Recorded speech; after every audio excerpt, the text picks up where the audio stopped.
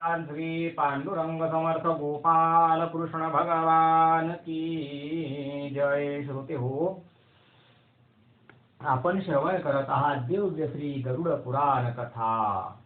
आणि आज गरुड पुराण कथेमध्ये दिवस क्रमांक म्हणजे कथेचा दिवस क्रमांक आहे 3रा आणि अध्याय क्रमांक आहे 6वा. कितवा आहे? 7वा आहे. काल 6 अध्यायांपर्यंत कथा आपण ऐकली. आज 7वा अध्याय, 8वा अध्याय, 9वा अध्याय आणि थांबायचं उद्या 4. तर असो.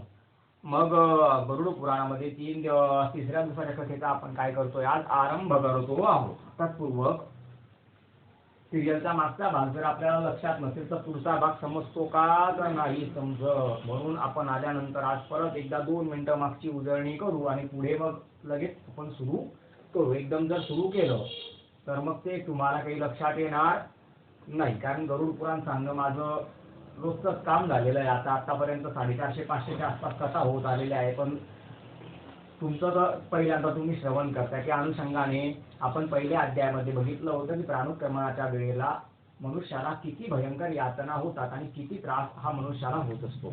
व त्रास कोणाला होतो? जे प्रपंचामध्ये आसक्त आहे त्यांना त्रास होतो. जे प्रपंचातनं विरक्त होऊन भगवंताशी येन प्रकारेनं जोडले गेलेले आहेत त्या लोकांचे प्राण सुखपूर्वक शरीरातनं निघून जातात. हे सगळं आपण पहिल्या अध्यायामध्ये बघितलं. त्यातलं सांगण्याचं तात्पर्य असं की श्रीमद भागवत महापुराण आणि दिव्य श्री गरुड पुराण यांच्यामध्ये एक साम्य आहे.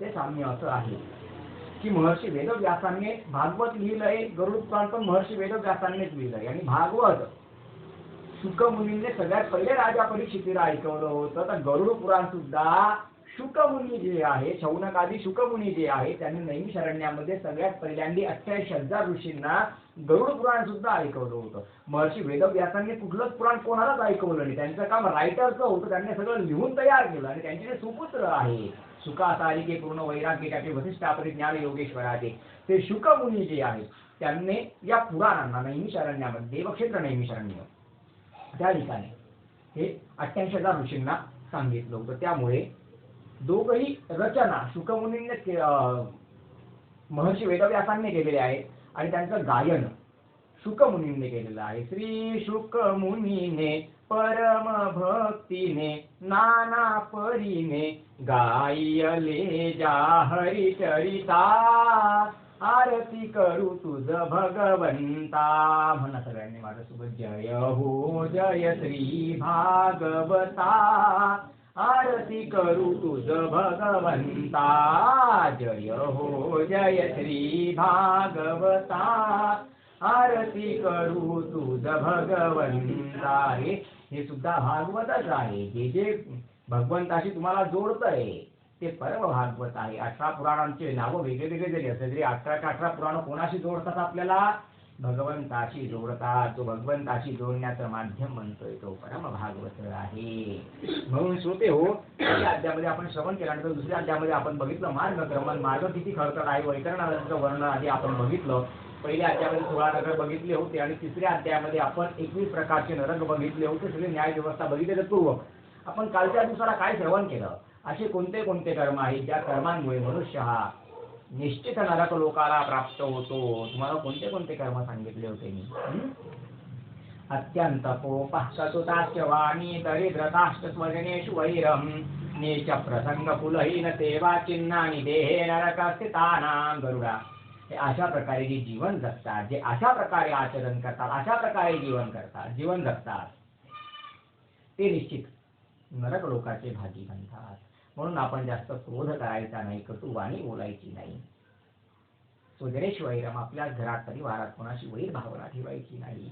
कुलहीन सेवा, घरात परिवारात वयोवृद्ध लोकांची, वयस्कर लोकांची, वृद्ध लोकांची आपण सेवा करायला पाहिजे. आजारी व्यक्तीची सेवा करायला पाहिजे. मंदिरामध्ये आपण दर्शनासाठी गेलो, मंदिरामध्ये कचरा पडलेला दिसतोय तर 2 मिनिटं वेळ काढून आपण मंदिर झाडून घेतलं पाहिजे. कारण की आपली काय आहे? सेवा आहे. एखादा व्यक्ती रस्ता क्रॉस करतोय, डोळ्यांनी दिसत नाही, मग त्याला 2 मिनिटं थांबून आपण रस्ता क्रॉस करून दिला पाहिजे. तर हे काय असतं? आपण केलेली सेवा असते. आणि सेवा परमो धर्म. गरुडा दुसऱ्याची सेवा करणं, परहित करणं यासारखं पुण्य दुसरं कोणतं नाही. गरुडा माझी नित्य भक्ती करणारा आणि परोपकार करणारा जो माझी भक्ती करत नाही पण त्याचं मन परोपकारी आहे तो मला तेवढाच प्रिय आहे जेवढा माझी नित्य भक्ती करणारा मला प्रिय आहे. म्हणून सेवाभाव आपल्या मनात ठेवला पाहिजे. असे कर्म जीवनात करायला नाही पाहिजे की ज्याच्यामुळे आपल्याला पाप लागेल आणि जिथे आपल्याला समजतंय की हे जर केलं तर मला पाप लागेल पण ते करावंच लागणार आहे तर त्यासाठी भगवंताला आपण अगोदरच माफी मागून घ्यायची की प्रभू माझ्याकडनं प्रयत्न केला आता बाकी तुम्ही सांभाळून घ्या. म्हणजे मग त्याचा आपल्याला दोष लागत नाही पाप लागत नाही. जाणून बुजून पाप करायचं नाही. काही वेळेस परिस्थिती अशी असते की आपल्याला पाप करायचं नसतं तर तशात आपल्याला माहिती असतं की हे पाप आहे पण ते केल्याशिवाय पण तर गत्यंतर राहत नाही. मग अशा वेळेस भगवंताची शरणागती ही मनुष्याला त्या पापापासून तारून नेत असते. पण जास्तीत जास्त प्रयत्न हाच करायचा तत्पश्चात जाणून बुजून मनुष्याने कधीच पाप करायचं नाही. कारण जाणून बुजून जे पाप केलं जातं त्यावर भोक्तव्यम कृता कर्म शुभाशुभम ते निश्चित भोगावं लागेल त्यामध्ये काही शंका नाही. तत्पूर्वक कोणत्या पापांनी कोणत्या योनीमध्ये आपल्याला जन्म घ्यावा लागतो म्हणजे कोण पशु बनतं कोण पक्षी बनतं कोणाकोणाला काय काय बनावं लागतं हे सगळं आपण त्या अध्यायामध्ये बघितलं.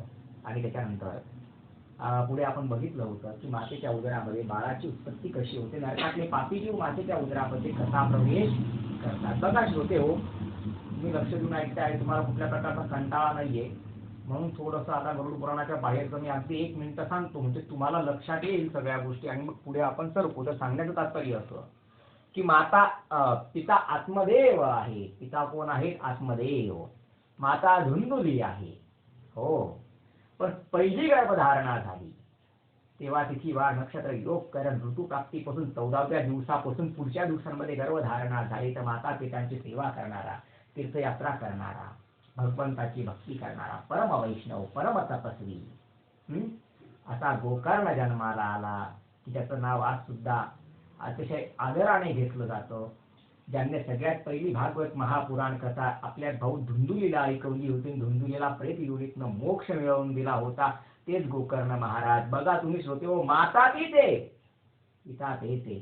माता बदलली नाही पिता बदलले नाही परिस्थिती बदलली नाही फक्त वेळ का आणि मुहूर्त बदललं तर एक पुत्र गोकर्ण जन्माला आला आणि दुसरा धुंदुकारी जन्माला आला. जेवढा पहिला उत्तम पुत्र जन्माला आला तेवढा दुसरा अधम पुत्र जन्माला आला.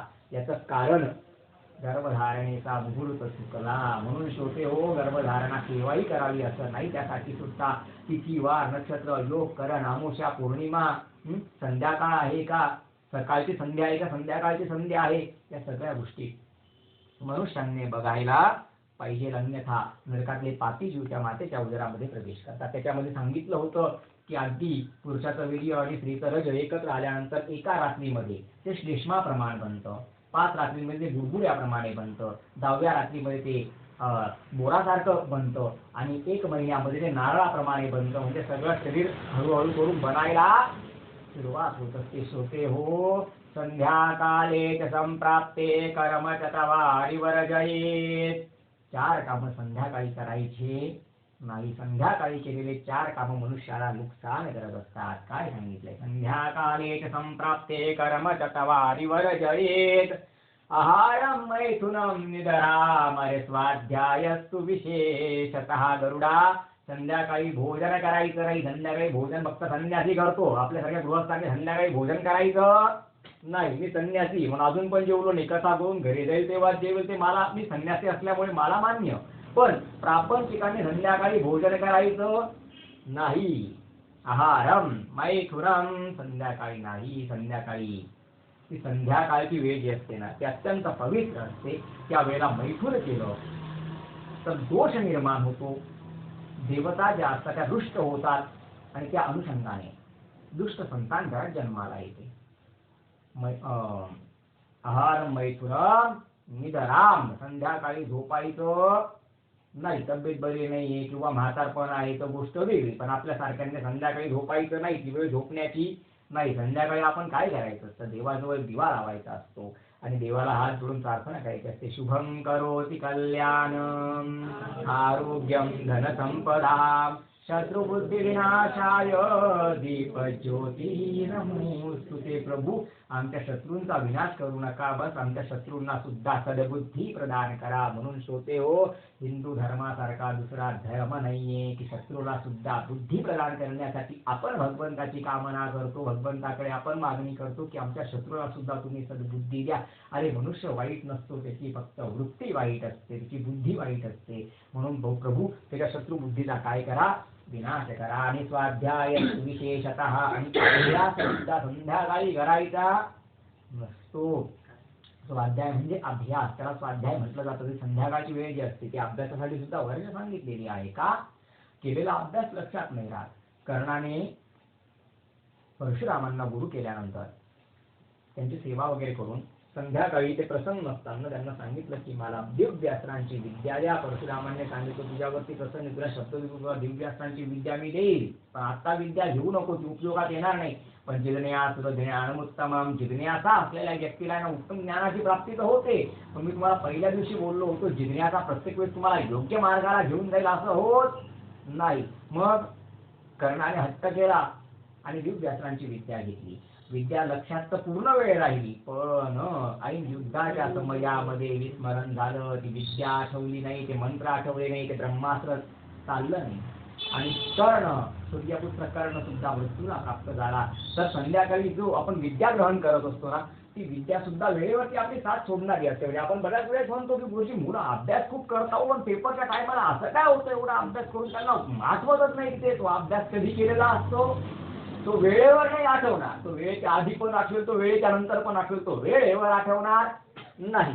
आता पुढचं सांगतो तुम्हाला. आहारात जायते व्याधी, संध्याकाळी प्रापंचिकाने आहार घेतला तर व्याधी उत्पन्न होतात. मैथुनात दुष्ट संतती, मैथुन दुष्ट संततीचं कारण म्हणतं. म्हणजे धुंदुकारी घरात जन्माला येतो. गोकर्ण यायचा असेल तर गरुड पुराणात सांगितलेल्या गोष्टी आपण फॉलो करायला पाहिजे. आणि नवीन यंग जनरेशन जे त्यांच्यासाठी तर माझं सरळ सांगणं असतं की तुम्ही गरुड पुराणाला फॉलो नका करू, तुम्ही मेडिकल सायन्सला फॉलो करा. कारण मेडिकल सायन्स पण सांगतो की ऋतुप्राप्तीपासून 13 दिवसांनंतरच गर्भधारणेसाठी प्रयत्न करा. म्हणजे जे गरुड पुराणात सांगितलंय हे 3-4 हजार वर्ष अगोदर सांगितलंय, पण आजचं मेडिकल सायन्स सुद्धा गरुड पुराणाप्रमाणेच सांगतं. ते सुद्धा गरुड पुराणाप्रमाणे ते फॉलो केलं जातं. सांगण्याचं तात्पर्य काय आहे की तुम्ही कुठल्या तरी शास्त्राला योग्यरित्या तुम्ही फॉलो करा, जेणेकरून तुमचं नुकसान होणार नाही. एक तर शास्त्राचं नका ऐकून, शास्त्रज्ञांचं तरी ऐका, कोणाचं तरी ऐकून करा, म्हणजे जीवनात नुकसान होत नाही. मैथुनात दुष्ट संतती. निद्राम जायते लक्ष्मी, संध्याकाळी निद्रा घेतली तर लक्ष्मी टिकत नाही. निद्राम जायते लक्ष्मी. स्वाध्यायस्तु विस्मरणम भवेत, केलेला अभ्यास लक्षात नाही राहत. म्हणून श्रोते हो, या मुहूर्तांचं फार महत्व आहे. अरे प्राचीन काळात ऋषींनी मुहूर्त मार्तंड नावाचा एवढा मोठा ग्रंथ लिहिला, काय उगाच लिहिला का? नाही, त्याच्या मागे सत्य होतं, कारण होते. पण आज कलियुगी प्राणी कुठली गोष्ट काळ आणि मुहूर्त बघत नाही. असो, तत्पश्चात आपण बघितलं माता 6-7 प्रकारचे जे मुख्य दान करते ते मातेचे आपण दान बघितले, मातेचं ऋण आपण बघितलं, आणि विशेषतः आपण संगतीचा महिमा बघितला. की गरुडा, संगत जर चुकली तर जीवनाची दशा आणि दिशा चुकून जाते. लोखंड जर लाकडाची संगत करताना तर ते भवसागर करून जातं, आणि ते लोखंड जर समुद्रात टाकलं तर ते सहजरित्या बुडून जातं. म्हणून गरुडा, संगत जी आहे ना, संगतीने चांगले गुण सुद्धा आपल्या देतात, म्हणजे संगतीने वाईट गुण सुद्धा आपण आत्मसात करत असतो. म्हणून संगत कशी करावी? सदा संगती सज्जनांची करावी, चांगल्या व्यक्तीची, चांगल्या लोकांची संगत करावी. गरुड पुराणाच्या बाहेर तरी सांगण्यात पण ज्वलंत उदाहरण सांगतो. संभाजीनगरला माझ्या ओळखीमध्ये, म्हणजे माझे क्लासमेट ज्यांनी गुरुजींकडनं गुरुदीक्षा घेतली, आम्ही दोघे टॉपर विद्यार्थी होतो. पण तो जो होता मित्र माझा, चुकीच्या मुलाच्या संगतीमध्ये लागला. त्याने गोड बोलून त्याला थोडंसं मदिरेचं प्राशन करून दिलं. त्याला एवढा आनंद वाटला नंतर की तो हळूहळू करून त्या गोष्टीच्या इतका अधीन होऊन गेला की आज माझ्यापेक्षा जो टॉपवरती होता, आज तो पूर्ण संपून गेला. तर संगत ही फार महत्वाची. हो, घात करणारा आहे ना बरोबर घात करतो, म्हणून आपण त्यापासून फार लांब राहायचं. अशा व्यक्तीची संगतच करायची नाही. आपण जे म्हणतो ना गुरुजी माझा मनावरती संयम खूप आहे, नाही. अरे मोठ्या मोठ्या संत महात्म्यांचा तपस्वींचा सुद्धा मनावरती संयम राहिला आणि आपल्यासारख्या प्रापंचिकांचा काय संयम राहणार आहे. म्हणून कोणाच्या बोलण्यामध्ये नाही यायचं, अशा लोकांची संगत नाही करायची. श्रोते हो, संगत फार महत्वाची आहे. संगत से गुण आत है, संगत से गुण जात, लोहा जरा जहाज में पानी में उतराय कबीरा रे, पानी में उतराय. म्हणून आपल्या मुलांची संगत कशी आहे याकडे सुद्धा माता पित्यांचं लक्ष असायला पाहिजे. अन्यथा उत्तम घरातले मुलं सुद्धा वाईट मार्गाला निघून जातात, वाईट मार्गाला चालले जातात. हा संगतीचा प्रभाव असतो. त्यावेळेस श्रीमंत नारायणांनी गरुडजींना हंसाचं गोष्ट पण सांगितली होती, आपण ती कथा श्रवण केली होती. आता श्रीमंत नारायण सांगतात गरुडा, जसं माता बाळावरती ऋण करत असते, आपण मातेचे ऋण कालच बघितले ना, शेवटच्या अध्यायात सर्व तुम्हाला मातृऋण सांगितलं मी, तसं जो बाळ आपल्या घरामध्ये जन्म घेतोय तो सुद्धा माता पितांवरती खूप ऋण करतोय, म्हणजे उपकार करतोय. तोपर्यंत घरात बाळ जन्माला येऊन घराला घर पण मिळत नाही, तो सुद्धा आपण म्हणतो. तर श्रोते हो, जो पुत्र जी कन्या घरात जन्माला येते ती सुद्धा आपल्या आपल्याला तारून येणारी असते. पुत्राच्या जीवावरती पिता हा जग जिंकत असतो. श्रीमान नारायण गरुडाला सांगतात, गरुडजी विचारतायत प्रभू, मी असं ऐकलंय की पुत्र विहीन पण धार्मिक माणसं दुर्गतीला प्राप्त होत नाही. तेव्हा श्रीमान नारायणने सांगितलं, गरुडा निश्चित तुझे ऐकलंय ते घेऊन ऐकलंय. मनुष्य पुत्र विहीन जरी असेल तरी तो जर धार्मिक असेल, तो धर्माचं आचरण करत असेल, तो भगवंताची भक्ती करत असेल, तो भगवंताशी सन्मुख असेल, तर पुत्र विहीन व्यक्ती सुद्धा दुर्गतीला प्राप्त होत नाही. पुत्र आवश्यक कोणासाठी? आपल्यासारख्या प्रापंचिकांसाठी, जे विरक्त आहेत, वैष्णव आहेत, भगवंताशी जोडले गेलेले आहेत, संत आहेत, महात्मा आहेत, तपस्वी आहेत, अशा लोकांना लग्न करण्याची सुद्धा आवश्यकता नाही. ते प्रापंचिकांसाठी सांगितलंय की पुत्र आवश्यक आहे. जे धार्मिक आहेत अशा लोकांना पुत्र विहीन जरी असले तरी ते दुर्गतीला प्राप्त होत नाही. पण प्रापंचिकांसाठी विवाह हा फार महत्वाचा आहे, त्यांनी तो करायला पाहिजे. विवाह 16 संस्कारांमधला एक विशिष्ट फार महत्वपूर्ण संस्कार आहे, त्यावर तुम्ही जरा वेळाने बोलणार आहे. त्याच्या अगोदर काही बाकी गोष्टी सांगायच्या ते सांगतो आणि पुढे तरतो. गरुडा, पुत्राच्या जीवावरती पिता हा जग जिंकत असतो. गरुडा, पिता आपले सगळे स्वप्न पुत्राच्या नेत्रांमध्ये बघत असतो. गरुडा, जी उन्नती पिता साध्य नाही करू शकला आहे, पित्याची इच्छा असते माझ्या मुलाने तिथून पुढे सुद्धा उन्नती ही करायला पाहिजे. म्हणून गरुडा, पुत्राचं खूप महत्व आहे. गरुडा, पुत्राचं आहे. गरुडा, पुत्राचं एवढं महत्व आहे की पुत्राच्या नुसत्या मुखदर्शनाने, पुत्राच्या छोट्या बाळाच्या त्या पुत्राच्या मुखदर्शनाने मनुष्य देव, ऋषी आणि पितर या 3 ऋणांवरून मुक्त होऊन जातो. गरुडा, जेव्हा आजी आजोबा नातवाचं मुख पाहतात, नातवाला आपल्या मांडीवरती खेळवतात, तेव्हा स्वर्गातले देवता सुद्धा प्रसन्न होऊन जातात.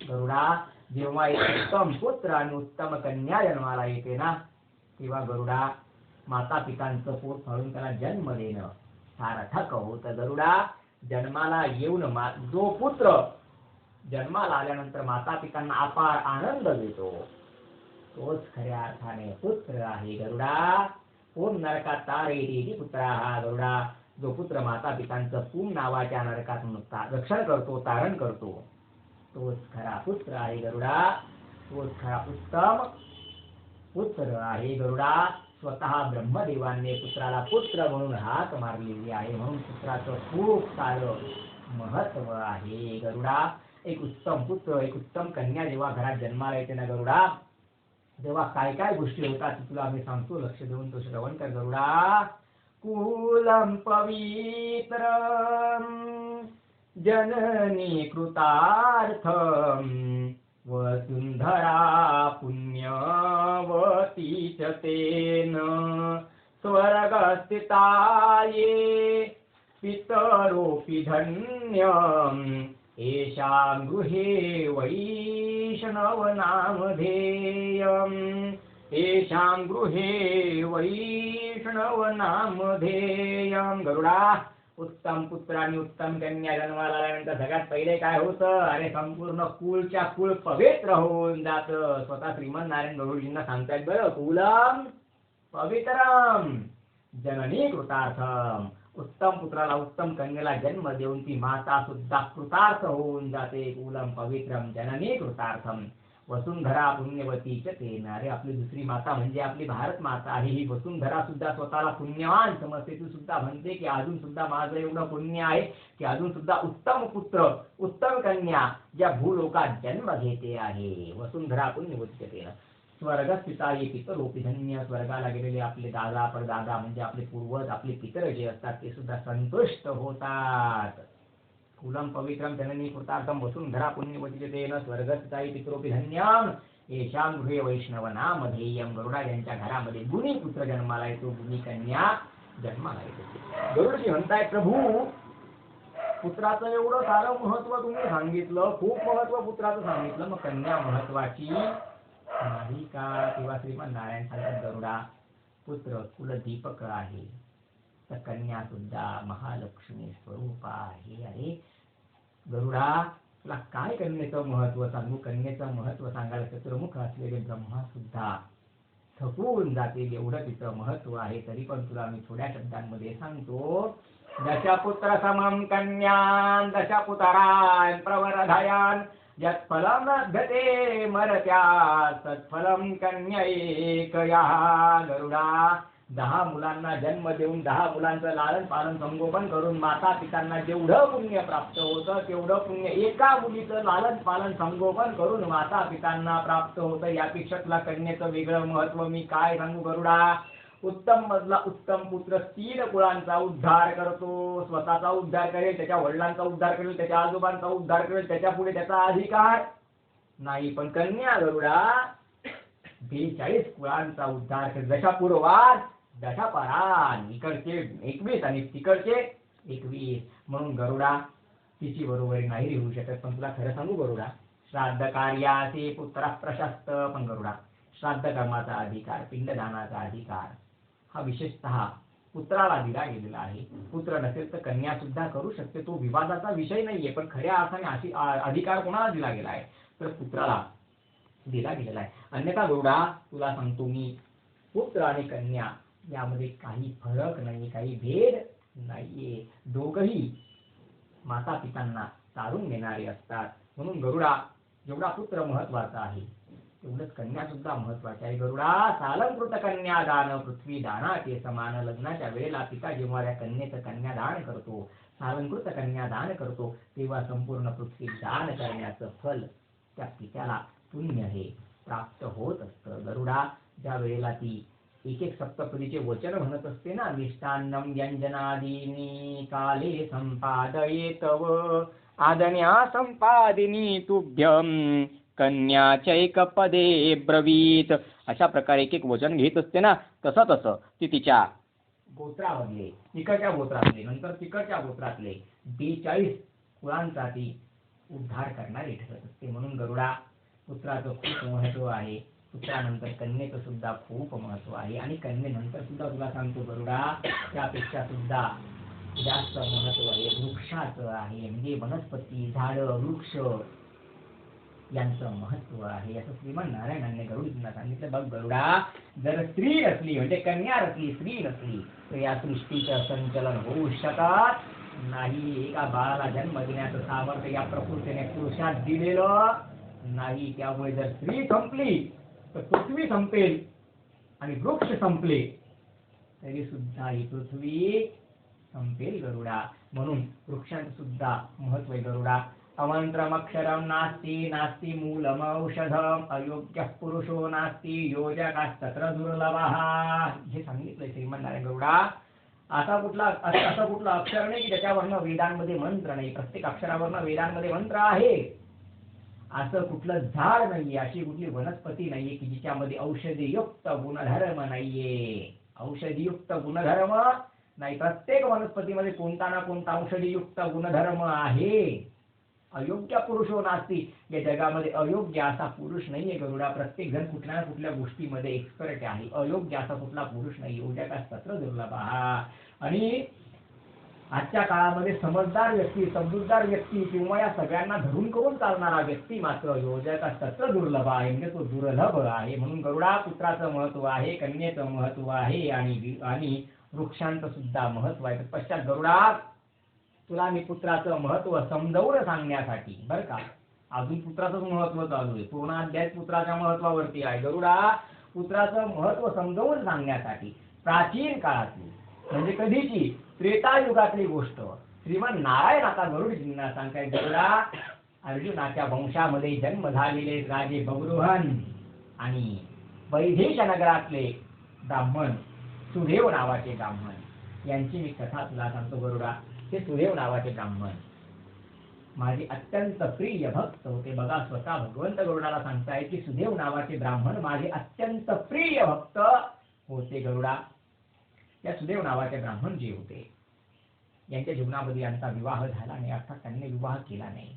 पितरांना हव्य अर्पण केलं, पितरांना कव्य अर्पण केलं, देवतांना हव्य अर्पण केलं, गोरगरिबांना अन्नदान केलं, म्हणजे वस्त्र नसणाऱ्या लोकांना वस्त्रदान केलं, जे अर्थविहीन लोक आहेत, गरीब लोक आहेत त्यांना धनदान केलं, अर्थदान केला. गरुडा संपूर्ण जीवन भगवंताच्या भक्तीमध्ये आणि लोकांच्या सेवेमध्ये लावून टाकलं. गरुडा कर्णानंतर दुसरा तुम्ही दान करणारा झाला असेल तर हे सुदेव नावाचे ब्राह्मण होते. गरुडा एकदा एका मुलीचे वडील त्यांच्याकडे गेले, मुलीचं लग्न आहे, भरपूरसे लोक जमलेले आहे, त्यांच्यासाठी स्वयंपाक करायचा आहे, सगळीकडे पाऊस पडलेला आहे, मला कोरडे लाकडं कुठेच मिळत नाहीये, आता स्वयंपाक कसा करू, एवढ्या लोकांना जेवण कसं देऊ. तर सुदेव नावाच्या ब्राह्मणांनी विचार केला की आज मी उदार बुद्धी नाही दाखवली, उदार मन नाही केलं तर एवढे लोक उपाशी राहतील. हातामध्ये खड्ग घेतलं आणि आपला जो पलंग होता लाकडाचा तो तोडून तुकडे तुकडे करून त्या मनुष्याला देऊन टाकला आणि त्याला सांगितलं की लाकडं जाळून टाक, याच्यापासून तू अन्न बनव, अन्न शिजव, अन्न तयार कर आणि सगळ्या लोकांना पंगत बसून सगळ्या लोकांना जेवण दे,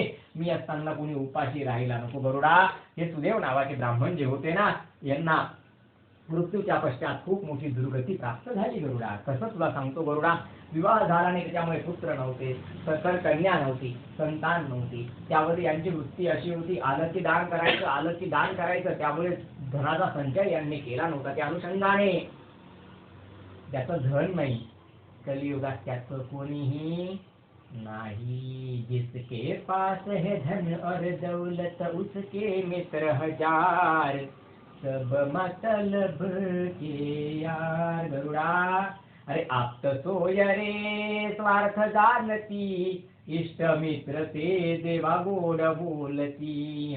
धन आहे तोपर्यंत सगळे आपले, निर्धन व्यक्ती त्या जगात कोणीही नाही. म्हणून या सुदेव नावाच्या ब्राह्मणांचं कोणीही नातलग नव्हतं, म्हणजे कोणी त्यांच्याशी नातं ठेवलेलं नव्हतं.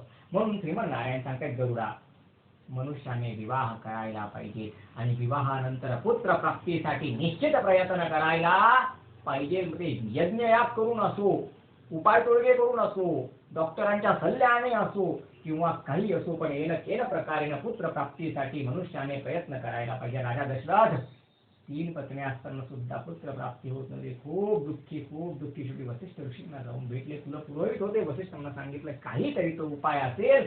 अहो वैद्यांचा उपाय चालत नाही तर तुम्ही तर ऋषी तपस्वी आहात, तुम्हाला काय अशक्य आहे. सांगितलं हो राजा होऊ शकतं, पुत्रकामेशी यज्ञ करावा लागेल. हो करू.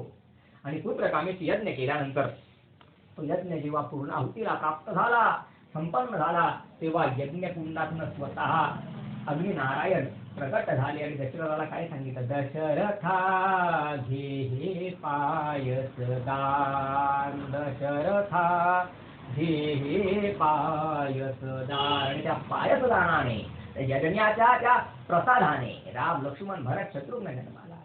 पण शेवटी हो दैव सांगतो तुम्हाला, राजा दशरथ महाराजांनी जेव्हा देह ठेवला ना, ज्यांच्या पोटी स्वतः परब्रह्म जन्माला आले, त्यांनी देह ठेवल्यानंतर 4 मुलांपैकी एकही तिथे उपस्थित नव्हता.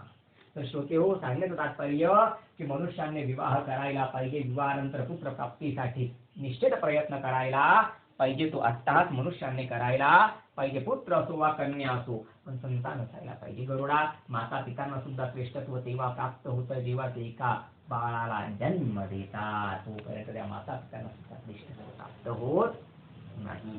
पुत्र प्राप्तीसाठी प्रयत्न करायला पाहिजे. गरुडा विवाह हा 16 संस्कारांपैकी फार महत्वाचा संस्कार आहे. आपण आज त्याला इव्हेंट बनवून टाकलेला आहे. तो इव्हेंट नाहीये. त्याचे मंत्र असतात ना, त्या मंत्रांमध्ये आकर्षण शक्ती असते. काही काही नवरा बायकोचं सकाळी खूप भांडण होतं, पण संध्याकाळी ते एकत्र जेवण करतात, बरोबर. आणि काही काहींचा क्षुल्लक कारणावरून वाद होतो, तो घटस्फोटापर्यंत जातो. असं का? ज्याचा विवाह संस्कार नीट झालेला आहे, त्यांच्यामध्ये त्या मंत्राद्वारा दोघांमध्ये आकर्षणाची शक्ती निर्माण झालेली आहे. त्यामुळे ते एकमेकांची किती भांडले तरी ते एकमेकांकडून वेगळे होणार. तुझं माझं जमेना, तुझ्या वाजून करमेना, पण त्याचे संस्कार नीट होणं महत्वाचं आहे. जर संस्कार नीट झाला नाही तर मात्र त्याच्यामध्ये ती आकर्षणाची शक्ती निर्माण होत नाही. म्हणून आपलं लक्ष फोटोंकडे असायलाच पाहिजे, ते आवश्यक आहे, माझा विरोध नाही, पण विधीकडे सुद्धा लक्ष असायला पाहिजे. आज लग्न संस्काराची एवढी दुर्दशा झालेली आहे की लोक फक्त आणि फक्त त्याला इव्हेंट समजतायत. तर तसं नाही. तो 16 संस्कारांपैकी फार महत्वाचा संस्कार आहे. त्याच्याकडे मनुष्यांचं लक्ष असायला पाहिजे. विधीकडे लक्ष, कमीत कमी ज्यांचा विवाह होतोय त्या वधूवरांचं तरी त्या विधीकडे लक्ष असायला पाहिजे. कारण विवाहाचा संस्कार जर उत्तम झाला तर संसार उत्तम झाल्याशिवाय राहत नाही. हे शास्त्र प्रमाण श्रीमान नारायणांनी गरुडजींना या ठिकाणी सांगितलेलं आहे. तर गरुडा, विवाह संस्काराचं खूप सारं महत्व आहे, पुत्रप्राप्तीचं खूप सारं महत्व आहे. ते सुदेव नावाचे जे ब्राह्मण होते ते कालांतराने वृद्ध झाले आणि यांचा देह त्याग झाला. पण मृत्यूच्या पश्चात यांची ऊर्ध्वदेहिक कर्म म्हणजे अंत्ययात्रेपासून ते वर्षश्राद्धापर्यंतच्या सगळ्या कर्मांना ऊर्ध्वदेहिक कर्म असं म्हणतात. ते कर्म काही झाले नाही, कुठल्या प्रकारचं पिंडदान नाही, अवयव श्राद्ध नाही, काही नाही, काही नाही. आणि अशा प्रकारे हे सगळं झालं नसल्यामुळे एवढं पुण्य ज्या माणसाकडे होतं, त्या सुदेव नावाच्या ब्राह्मणांकडे होतं, हे वैदिश नगरातले सुदेव नावाचे ब्राह्मण प्रेत योनीला प्राप्त झाले. निर्जन अरण्यामध्ये भटकले, ब्रह्म राक्षस बनलेले आहे. भूक खूप लागते, खाऊ काहीच शकत नाही. तहान खूप लागते, पण उंदरभर पाणी पिऊ शकत नाही. सगळं शरीर पुष्कळ होऊन गेलेलं आहे. वाऱ्यासारखे इकडे तिकडे फिरतायत. निर्जन अरण्यामध्ये 750 वर्ष होऊन गेले. एक मनुष्य डोळ्यांना दिसला नाही. पण पूर्व पुण्य उदयाला आलं आणि बगरुवन राजाला त्या दिवशी शिकार करण्याची इच्छा प्राप्त झाली. म्हणून शिकार करण्यासाठी बगरुवन राजा जंगलामध्ये गेला. एका हरणाला बाण मारला. हरिण लांब पळून गेलं. राजाने त्या हरणाचा पाठलाग करत करत त्या हरणाला शोधला. ऍक्च्युअल तो बाण हरणाला मारायचाच नव्हता, तो एका वाघाला बाण मारायचा होता, पण तो वाघ सरकून गेला आणि हरिण मध्ये येऊन गेलं. म्हणून राजाचं मन व्याकुळ झालं की माझ्यामुळे अपराध घडला.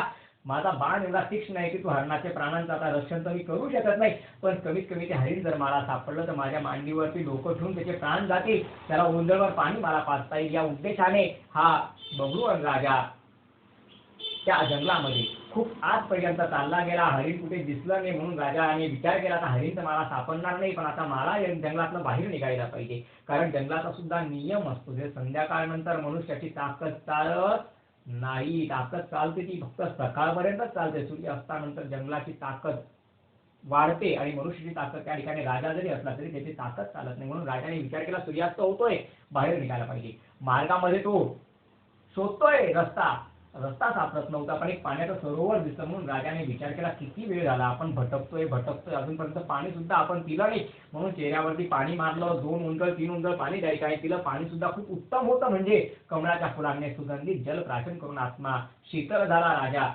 शांत झाला, राजा शीतल झाला.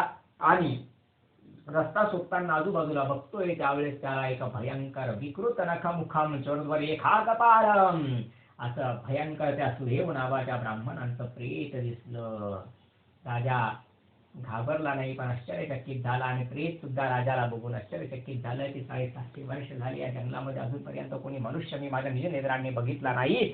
आणि हा कोण मनुष्य आहे की तो एवढ्या निर्भीड अशा अरण्यामध्ये एकटा उभा आहे. हातात फक्त कमरेची एक तलवार आहे आणि एकटा हा उभा आहे. अजिबात त्याला कुठल्या गोष्टीची भीती वाटत नाही. हा कोण पुण्य पुरुष आहे की ज्याच्या नुसत्या दर्शनाने माझा प्रेतभाव नष्ट पावला.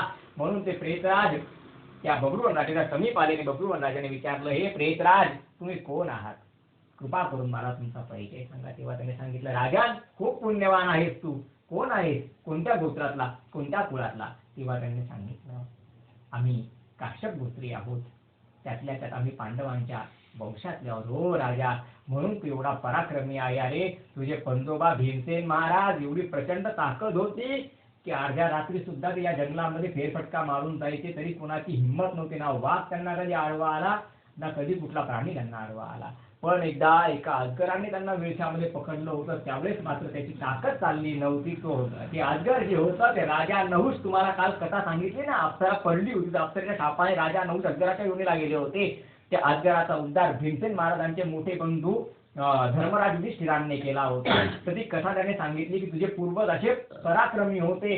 त्यामध्ये बऱ्याचशा चर्चा झाल्या महाभारताच्या वगैरे. आणि मग मात्र त्या सुदेव नावाच्या ब्राह्मणांना राजन विचारतोय की महाराज, तुमच्यावरती मी प्रसन्न आहे, तुमच्या मुक्तीसाठी काही उपाय करता येईल तर कृपा करून तो उपाय तुम्ही मला सांगा. त्यावेळेस सुदेव नावाचे ब्राह्मण सांगतात की बाबा रे, माझे ओरवरही कर्म झाले नाही, त्याच्यामुळे ओरवरही कर्मापासून ते किमान गंधमुक्त म्हणजे शुद्ध श्राद्धापर्यंतची विधी जर माझे कोणी करून दिले तर माझा प्रेत युनिटनं उद्धार होऊ शकतो. अन्यथा मला अजून अडीच वर्ष म्हणजे 1000 वर्ष मला कंप्लीट करावे लागतील, त्याशिवाय माझी काही प्रेत योनी मुक्त होणार नाही. राजा या प्रेत योनीचं दुःख तुला काय सांगू राजा.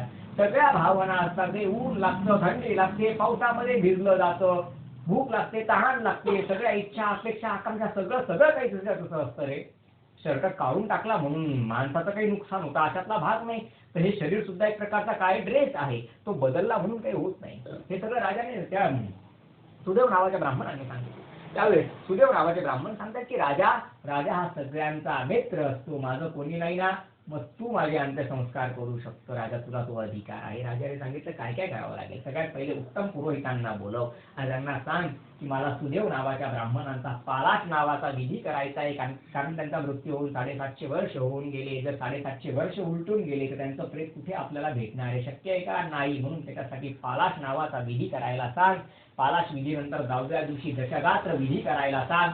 11व्या दिवशी माझं शुद्ध श्राद्ध कर. मधल्या दिवसांमध्ये भागवत महापुराणाची कथा किंवा गरुड पुराणाची कथा 1000 लोक ऐकू शकतील एवढी व्यवस्था कर आणि रोज त्या लोकांच्या अन्नदानाचा खर्च तू उचल, म्हणजे माझं खूप पुण्य जमेल आणि त्या पुण्याच्या प्रतापाने माझा प्रेत योनीतनं उद्धार होईल. त्यावेळेस राजा विचारतोय की हा पालाश नावाचा विधी कसा करायचा. आता तुम्ही पहिल्यांदा नाव ऐकलं असेल, पण तुम्हाला सांगतो आजच्या फक्त 500 ते 700 वर्षा अगोदर पर्यंत पालाश नावाची विधी केली जायची. हो, कारण मनुष्य कुठे राजाच्या सेवेमध्ये लढण्यासाठी, युद्धासाठी किंवा व्यापारासाठी, व्यवसायासाठी लांब निघून जायचे, तेव्हा आपल्यासारख्या सुखसुविधा नव्हत्या, फोन नव्हते किंवा काही नव्हतं. मग गेलेला व्यक्ती जर परत आलाच नाही बरेच दिवस तर घरचे लोक समजून घ्यायचे की त्याचा काहीतरी कारणाने मृत्यू झाला असेल. म्हणून मग पालाश नावाचा विधी, म्हणजे पालाश विधी केव्हा करतात, जेव्हा मनुष्याचं प्रेत उपलब्ध नसेल तेव्हा पालाश नावाचा विधी करता येतो. ज्या दिवशी तुम्हाला बातमी समजली किंवा ज्या दिवशी तुम्हाला पक्क वाटलं की बुवा असंच झालेलं आहे, तर त्या दिवसापासून तुम्ही पालाश विधी करू शकतात. आणि पालाश विधी केल्यापासून 10व्या दिवशीच 10वं करायचं. तर हा पालाश विधी कसा करायचा हे सुदेव नावाचे ब्राह्मण सांगतात. गरुडा सुदेव नावाच्या ब्राह्मणाने बब्रुवान राजाला सांगितलंय, राजा दर्भापासून एक पुतळा बनव. हात, पाय, कंबर, छाती, पोट, पाठ सगळा असा पुतळा बनवायचा. त्या पुतळ्याला मानेच्या जागेवरती म्हणजे चेहऱ्याच्या जागेवरती कोहळं नावाचं फळ येतं, म्हणजे टरबुजाप्रमाणे असतं, ते त्या ठिकाणी लावायचं आहे. ते लावल्यानंतर त्याला कणकीच्या पिठाने नाक, कान, डोळे सगळी चेहऱ्याची आकृती द्यायची आहे. त्यानंतर डोळ्यांमध्ये आपण गारगोटी ज्याला म्हणत असतो ना, ती नेत्रस्थानी सांगितलेली आहे. कानाच्या जागेवरती खोबऱ्याच्या वाट्या सांगितल्या आहे. कान खोबऱ्याच्या वाटीसारखे दिसतात ना, खोबऱ्याच्या वाट्या तिथे सांगितली आहे. स्त्री असेल तर योनीस्थानी पिंपळाचं पान सांगितलेलं आहे. पुरुष असेल तर गाजर सांगितलं आहे. आणि अशा प्रकारे तो पुतळा पूर्ण केल्यानंतर त्या पुतळ्याचे विधी करायचे, म्हणजे त्या पुतळ्याची काय करायची, आता अंत्ययात्रा काढायची. कोणाची, पुतळ्याची. म्हणजे ती नावाचा आणि गोत्राचा उच्चार करून अगोदर पिंडदान करायचं आहे. तो पुतळा तुम्ही कोणाच्या नावाने, कोणाच्या उद्देशाने बनवला आहे, त्याचं नाव, त्याचं गोत्र घेऊन त्या ठिकाणी पिंडदान करायचंय. त्या पुतळ्याचं पूजन करायचंय, त्याला स्नान वगैरे सांगितलेलं आहे. जसं आपण शवाची विधी करतो ना तसे सगळे करायचे. नंतर अंत्ययात्रा काढायची. अंत्ययात्रा काढल्यानंतर अंत्यसंस्कार करायचा. अंत्यसंस्कारानंतर सुतक पाळायचं. सुतक पाळल्यानंतर 4-5व्या दिवशी कथा आरंभ करायची. 10व्या दिवशी 10वं करायचं. 11व्या दिवशी गंधमुक्त करायचं. हे सगळं झाल्यानंतर राजा ते जे पुण्य प्राप्त होईल त्या पुण्याने आणि ओढवदे कर्म न झाल्याच्या दोषातनं माझी मुक्तता होईल. पण राजा हे सगळं तू करतोय ना, हे सगळं कर, पण हे सगळं करत असताना प्रेताचा प्रेत घट दान करायला विसरू नको. राजाने विचारलं, महाराज हा प्रेताचा प्रेत घट काय आहे. तेव्हा श्रीमन ते बब्रुवान सुदेव नावाचे ब्राह्मण सांगतायत की राजा, प्रेताचा प्रेत घट सगळ्या प्रकारच्या अमंगलाचा नाश करतो. गरुडा, या मंगलमय प्रेताच्या प्रेत घटाच्या दानाने त्या प्रेताचं सुद्धा मंगल झाल्याशिवाय राहत नाही. गरुडा शेकडो प्रकारचे दान केले आणि प्रेत घटाचं दान केलं नाही तर शेकडो प्रकारचे दान वाया जातात. आणि कुठल्याही प्रकारचं दान न करता जर प्रेत घटाचं दान केलं तर ते प्रेत योनीतनं उद्धरून जातं. प्रेत घटाचं दान कसं करायचं बरं, तर कलश, आपण तांब्याचा कलश ब्राह्मणाला 10व्या दिवशी 11व्या दिवशी काय करत असतो, दान कर. घट म्हणजे कलश. तर प्राचीन काळामध्ये सोन्याचा कलश दिला जायचा, त्याच्यानंतर हळूहळू चांदीचा लोक द्यायला लागले, नंतर पितळाचा द्यायला लागले. पण आता या सगळ्या गोष्टी महाग झाल्या आहेत. आपल्या सोयीने आपल्याला तांब योग्य वाटतं म्हणून आपण काय करतो, तांब्याचा दान करतो. तर प्राचीन काळात तर सोन्याचाच द्यायला सांगितलेलं आहे, पण आज ते पॉसिबल नाहीये. म्हणून मग तांब्याचा कलश जो आहे तो प्रेताचा प्रेत घट म्हणून दान करायचं विशेष महत्व सांगितलेलं आहे. तर प्रत्येक अध्यायामध्ये दानाचं महत्व सांगितलेलं आहे. पण जे दान आपण करू शकतो मी त्याच दानासंबंधित तुम्हाला सांगतोय. आज भूमिदान, सुवर्णदान, गजदान, हत्तीदान या गोष्टी मनुष्याला शक्य आहे का, मग त्यावरती बोलून विनाकारण वेळ आहे घालून ते अर्थ आहे का.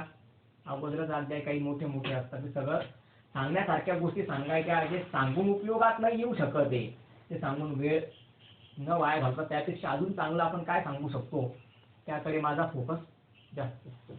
असो, हे सगळं झाल्यानंतर, सगळी माहिती वगैरे मिळाल्यानंतर त्या सुदेव नावाच्या ब्राह्मणाने सांगितलं, राजा तुला पुन्हा पुन्हा विनंती करतो, माझ्यासाठी एवढं मी सांगितलेल्या गोष्टी नक्की कर. या प्रेताच्या योनीमध्ये माझा एक एक दिवस फार कष्टमय झालेला आहे, मला यातनं मुक्त कर.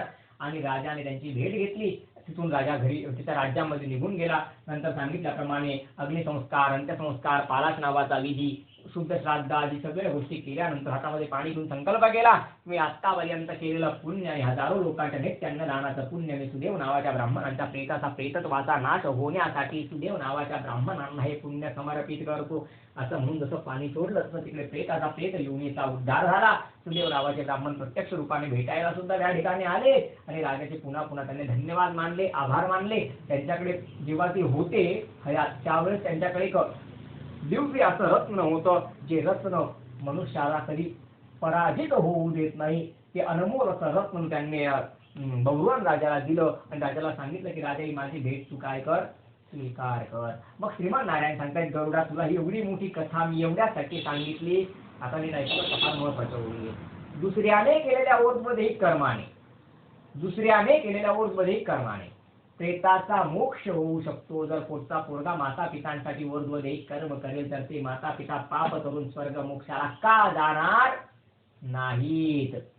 म्हणून पुत्राचं खूप सारं महत्व आहे. पुत्र नसेल तर कन्या सुद्धा या सगळ्या गोष्टी करू शकते. तर पुत्राचं महत्व समजावून सांगण्यासाठी श्रीमन नारायणांनी गरुडजींना ही त्रेतायुगातली बहुरन नावाच्या राजाची कथाही सांगितली. यानंतर गरुडजी म्हणताय, प्रभू मला एक सांगा की मनुष्य आहे कधी ना कधी मृत्यूला प्राप्त होणार म्हणे निश्चित, त्यामध्ये काही शंका नाही. जीवनाची गॅरंटी वॉरंटी नाही, हा मृत्यूची गॅरंटी वॉरंटी आहे. हो, जीवनाची गॅरंटी वॉरंटी नाही पण मृत्यूची आहे.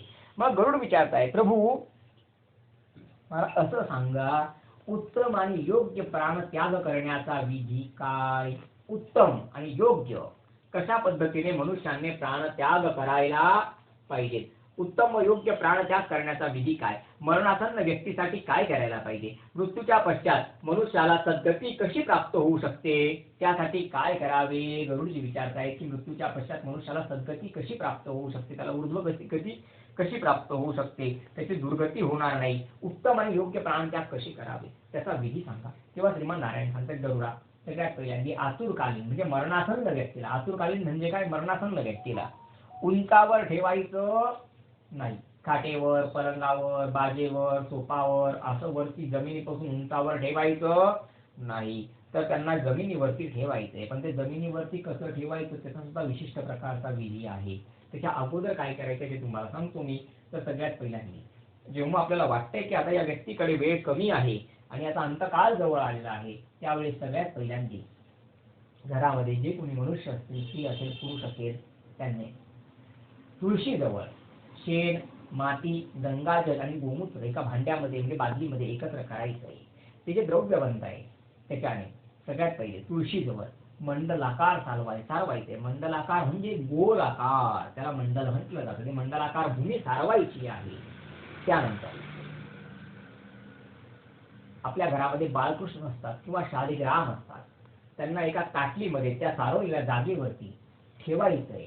एका पात्रामध्ये म्हणजे ग्लासमध्ये किंवा आपल्या फुलपात्रामध्ये दूध, साखर, थोडंसं त्यामध्ये पाणी टाकून एक मिश्रण बनवायचं आहे आणि त्याच्याने त्या तुळशीजवळ ठेवलेल्या बाळकृष्णांना तुळशीच्या समीप अभिषेक करायचा आहे. पळी पळी पळी पळी पाणी त्यांच्यावरती व्हायचं आहे. आणि काय म्हणायचंय ते पाणी वाहताना श्रोते हो, नमो भगवते वासुदेवाय नमः.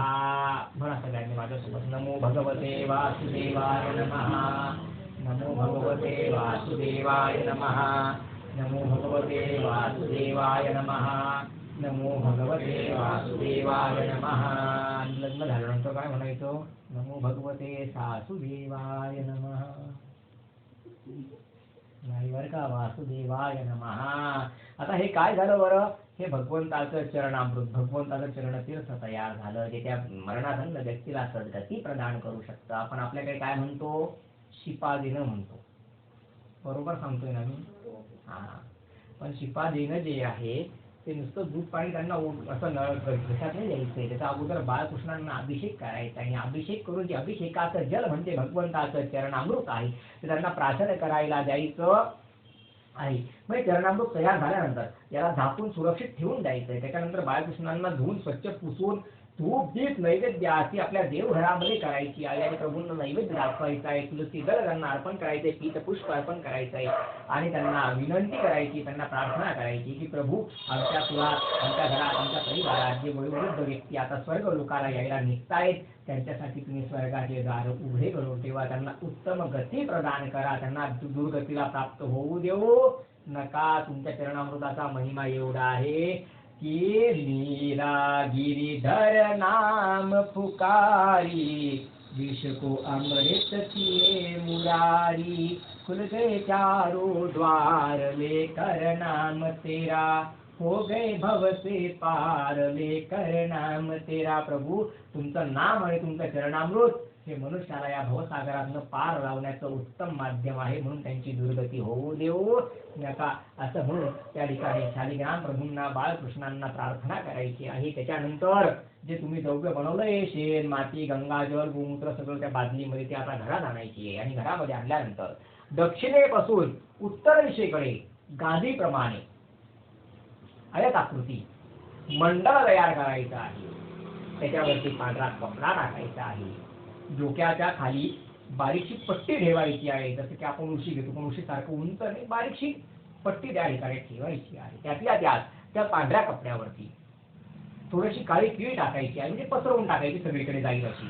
त्यानंतर दर्भ टाकायचा आहे थोडा थोडा आणि काळीतील दर्भ आणि तुळशीचे पानं पण टाकायची आहे. त्याच्यावरती दक्षिणेकडे डोकं आणि उत्तरेकडे पाय असं करून त्या मरणासन्न व्यक्तीला अगोदर त्या ठिकाणी झोपवायचं आहे व्यवस्थित नीट. आणि त्याच्यानंतर आपण जे चरणामृत बनवलेलं होतं प्रभूंचं ते आणायचं आहे. उजव्या हाताचा अंगठा मुखामध्ये द्यायचा आहे, कारण आता त्यांच्यामध्ये पूर्ण तोंड उघडण्यासारखी शक्ती नाही, अंतिम समय आहे, शेवटची घटिका चालू आहे. त्यामुळे अंगठ्याच्या माध्यमातून मुखामध्ये दोन दोन थेंब ते ते भगवंताचं चरणामृत त्यांना काय करायचंय, प्राशन करायला द्यायचंय. श्रोते हो, अंतःकालामध्ये 2 थेंब 1 थेंब भगवंताचं चरणामृत त्यांच्या गळ्यापासून खाली निघून जर गेलं म्हणजे उतरून गेलं ना तर त्यांना स्वर्ग मोक्षाची प्राप्ती झाल्याशिवाय राहत नाही. एवढं चरणामृताचं महत्व आहे. अरे अकाल मृत्युहरणं सर्व व्याधी विनाशनं विष्णुपादोदकं तीर्थं पुनर्जन्म न विद्यते. गरुडा पुन्हा त्याचा जन्म होत नाही, तो या संसाराच्या जन्म आणि मृत्यूच्या चक्रातनं मुक्त होऊन जातो. म्हणून गरुडा माझ्या चरणामृताचं खूप सारं महात्म्य आहे, तर चरणामृत भगवंताचं प्राशन करायला द्यायला पाहिजे. त्याच्यानंतर श्रीमन नारायण सांगतात गरुडा 3 गोष्टी मनुष्याची दुर्गती होऊ देत नाही. कोणत्या कोणत्या सांगितल्या, एक म्हणजे दर्भ, दुसरं म्हणजे काळी तीळ आणि तिसरं म्हणजे तुळशी. हो, या 3 गोष्टी परम पवित्र आहेत, ती मनुष्याची दुर्गती होऊ देत नाही.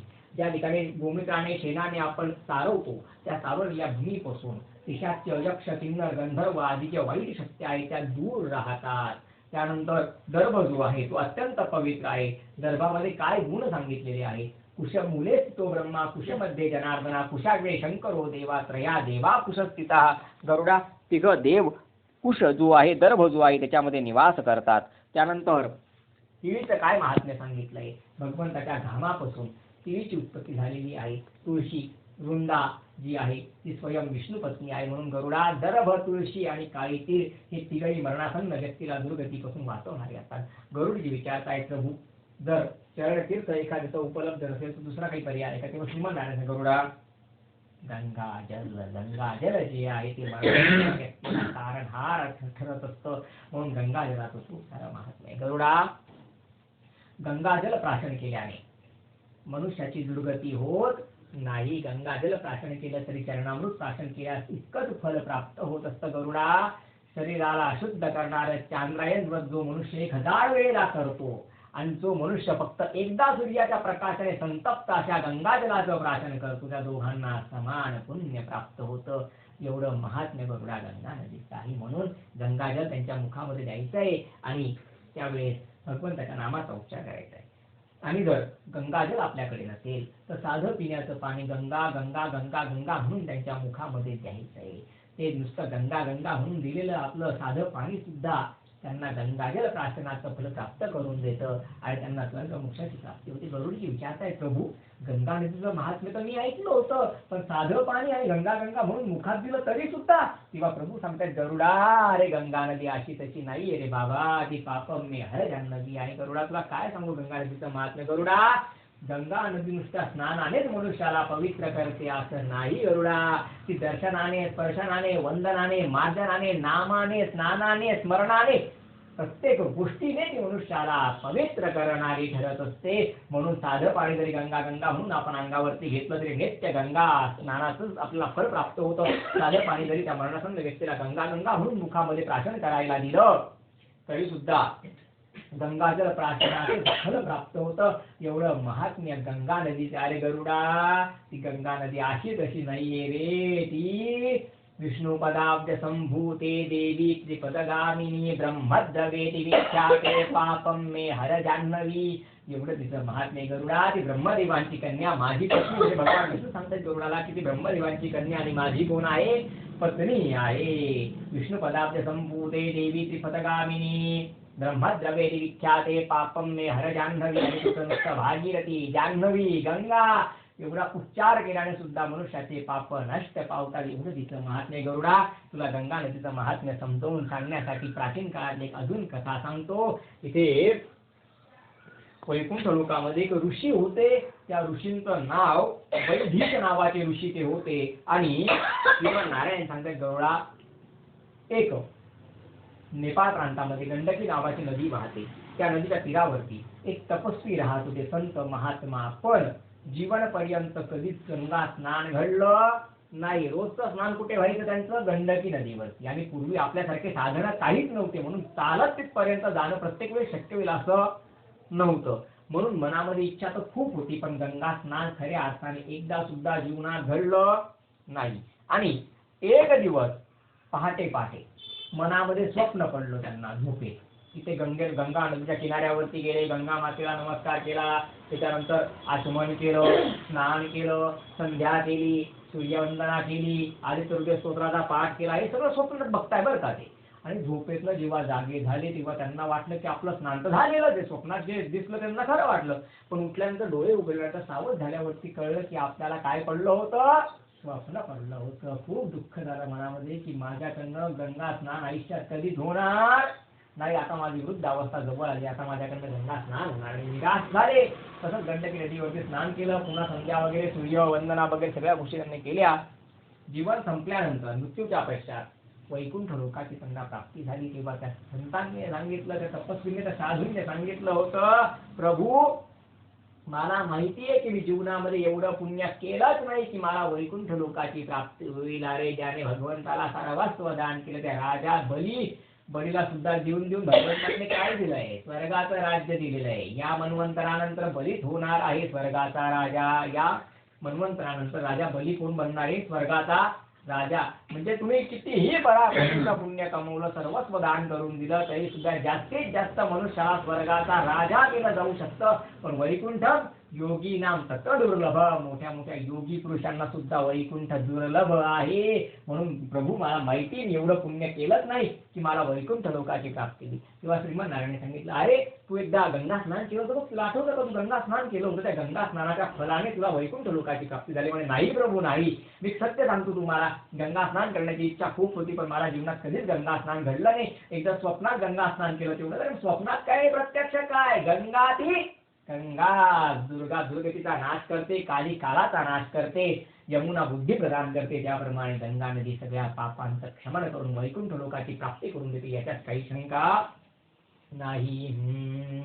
दुर्गा दुर्गती नाशिनी जय जय, काल विनाशिनी काली जय जय.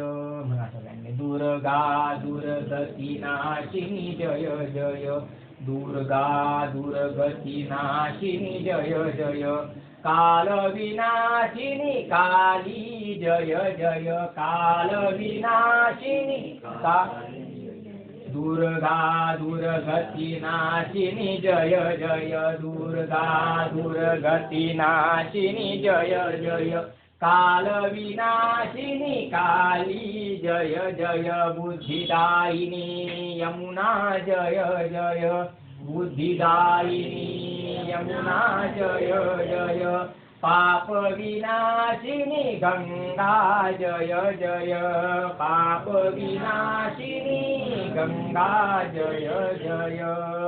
गरुडा, गंगा गंगेत यो ब्रूयात् यो जनानां शतेरपि मुञ्चन्ते सर्व पापेभ्यो विष्णुलोकं स गच्छति. जो मनुष्य 100 वेळेला गंगा गंगा नावाचा उच्चार करतो ना, तो मनुष्य वैकुंठ लोकाची प्राप्ती करतो. गंगा गंगेत यो ब्रूयात् यो जनानां शतेरपि, गंगा गंगेत यो ब्रूयात् यो जनानां शतेरपि मुञ्चन्ते सर्व पापेभ्यो विष्णुलोकं स गच्छति. तर गरुडा, असं हे पावन गंगा नदीचं महात्म्य नुसतं गंगा नदीचं महात्म्य श्रवण केल्याने सुद्धा मनुष्यांचे काय नाही वाटे नाही मनाने धारले पातक नष्ट पावतात, एवढं महात्म्य या गंगा नदीचं आहे. नमामि गंगे तव पाद पंकजम, सुरासुरेर्वंदित दिव्य रूप. त्या गंगा नदीचं दिव्य रूप स्वर्गातले देवता सुद्धा येऊन पूजन करत असतात. सुरासुरेर्वंदित दिव्य रूपम, भक्तींच मुक्तींच दधाती नित्य. अरे ती गंगा माता तिच्या भक्तांना भक्ती आणि मुक्ती दोघं गोष्टी नित्य नित्य देत राहते. भक्तींच मुक्तींच दधाती नित्य, भावानुसारेण सदा नराणाम. तर गरुडा, अशा प्रकारे गंगा जलाचं प्राशन करायला द्यायला पाहिजे. तत्पश्चात गरुडा, त्या मरणासन्न व्यक्तीचे प्राण निघून गेल्यानंतर त्यांच्या मुखामध्ये सुवर्णाचा मणी प्रक्षेप करायचा. म्हणजे सुवर्ण मणी असेल तर तो, मोती पोळा असेल तर तो, पंचरत्न असतील तर पंचरत्न नाडी त्यांच्या मुखामध्ये काय करायचे, प्रक्षेप करायचे आहे. त्यानंतर नवछिद्र द्वारी तुलसीदल ठेवायचं आहे. म्हणजे 7 द्वारांवरती, तार मुख्यत्वे 7 द्वारांमधनं निघत असतो, म्हणून त्या द्वारांमध्ये तुलसीदल ठेवायचं. कुठे कुठे ठेवायचं आहे? 2 नेत्र, 2 कर्ण, 2 नासिकारंध्र, 6 आणि मुख काय तर ते 7. अशा 7 द्वारांवरती तुळशीचं पान, तुळशीचं दल हे ठेवायचं आहे. गरुडा, ज्याच्या घराजवळ तुळशीचं वृंदावन आहे, त्याच्या घरामध्ये तुळशीजवळ दिवा लावला जातो, ज्याच्या घरामध्ये तुळशीची सेवा केली जाते, त्याचं घर घर नाही गरुडा, त्याचं घर म्हणजे मंदिर आहे. गरुडा, त्याचं घर घर नाही, त्याचं घर म्हणजे वैकुंठ आहे. त्याचं घरच स्वर्ग आहे आणि त्याचं घरच नंदनवन आहे. गरुडा, अरे तुळशीचं खूप महात्म्य आहे. गरुडा, तुला तुळशीचं महात्म्य सांगतो मी. नित्य तुळशीच्या दर्शनाने सुद्धा मनुष्याचं मंगल झाल्याशिवाय राहत नाही. तुळशी ही विष्णू पत्नी आहे. महाप्रसाद जननी आदिव्याधी हरे देवी तुलसी देवी नमोस्तुते. गरुडा, या दृष्ट्वा निखिलाग संग समने, पृष्ट्वा बभूस पावनी. अरे तुलसी दर्शन मात्रेन सर्व पाप हता भव. म्हणून गरुडा, तुळशीचं खूप सारं महात्म्य आहे. म्हणून मरणासन्न व्यक्तीच्या 7 द्वारांमध्ये काय ठेवायचं आहे?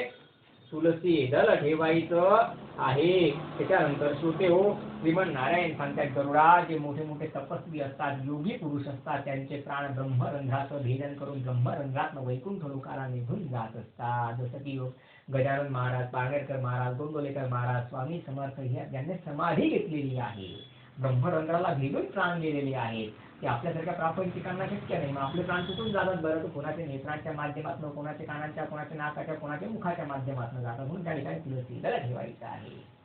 आणि जे दुष्ट दुराचार करणारे लोक असतात, सदैव पाप कर्मामध्ये संलग्न असतात, अशा लोकांचे प्राण नाभीपासून खाली 2 द्वार सांगितलेले आहेत. त्या द्वारांमधून निघून जात असतात. गरुडा या शरीरामध्ये जोपर्यंत 5 तत्व आहेत तोपर्यंत प्राण, अपान, व्यान, उदान, समान हे जे 5 तत्व आहेत गरुडा, हे 5 तत्व शरीरामध्ये आहेत तोपर्यंत जे शरीर चालतं, फिरतं, सगळ्या प्रकारचे कार्य करतं. गरुडा 5 तत्वांमधलं एक तत्व शरीरातलं निघून गेलं तर त्याच सेकंदाला, त्याच मिनिटाला बाकीचे 4 तत्व शरीरातनं लगेच निघून जातात आणि शरीर निराधार वृक्षाप्रमाणे धाडकन जमिनीवरती कोसळतं. गरुडा या शरीरामध्ये कोणते कोणते 5 तत्व आहेत? भूमी तत्व, जल तत्व, वायू तत्व, अग्नी तत्व आणि आकाश तत्व आहे. या पायांमध्ये भूमी तत्व आहे. आपण उडी मारली की आपण परत जमिनीकडे खेचले जातो. म्हणजे पृथ्वीचं गुरुत्वाकर्षण आपल्याला काय करतं? खाली ओढतं. तर या भूमीमध्ये काय? भूमी तत्व. आणि आपल्या पायांमध्ये काय आहे? भूमी तत्व आहे. पोटामध्ये काय? जल तत्व आहे. शरीरामध्ये काय? वायू तत्व आहे. त्याच्यानंतर अग्नी, जेवलेलं खाल्लेलं आपल्याला पचतं. आपल्या शरीरामध्ये टेम्परेचर असतं. थंडीचे दिवस हात लावून बघितलं का शरीर कसं वाटतं? गरम वाटतं. ते अग्नितत्व आहे. आणि गरुडा कमरेपासून डोक्यापर्यंत शरीर पोकळ सांगितलेलं आहे. पाठ आणि पोट असं चिटकलेलं आहे का? पोकळ आहे. ही जी पोकळी आहे ते आकाश तत्व सांगितलेलं आहे. मग गरुडा शरीरातनं प्राण निघून गेल्याबरोबर 5 तत्वांमध्ये विलीन होऊन जातात. म्हणजे कसं? तर श्रीमन नारायण सांगतायत जसं की फुगा असतो ना, फुग्यामध्ये आपण हवा भरतो, मग फुगा फुटतो. मग फुगा फुटला की हवा कुठे जाते? हवा हवेमध्ये विलीन होऊन जातं. 5 तत्वांपासून बनलेलं शरीर 5 तत्वांमध्ये विलीन होऊन जातं. क्षितिजल पावक गगन समीरा, क्षितिजल पावक गगन समीरा, पंचरचित एक अधम शरीरा, पंचरचित एक अधम शरीरा. श्रीमंतनारायण सांगतात गरुडा अंतिम समयात जो पुत्र माता पितांसाठी दान देतो, आपण नाही का आतुरकालीन दान करत असतो, ब्राह्मणांना घरी बोलून किंवा कोणी व्यक्ती वृद्ध आहे त्याच्याकडे वेळ कमी येतो, बोलून तुम्ही अमुक अमुक गोष्टींचा आम्ही तुम्हाला दान करतो. तर जो पुत्र माता पितांसाठी दान करतो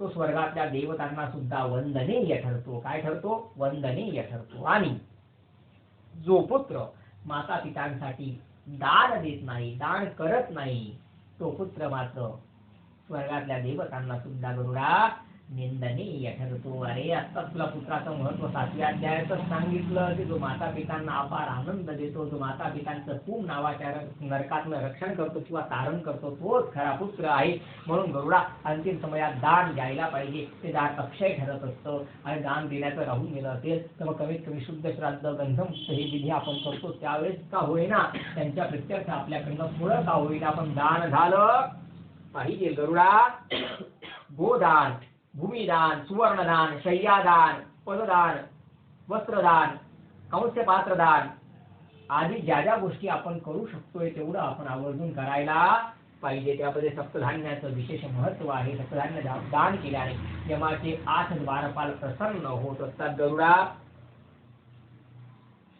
मरणासन्न व्यक्तीजवळ मोठ्या मोठ्याने कोणीही शोक करू नाही.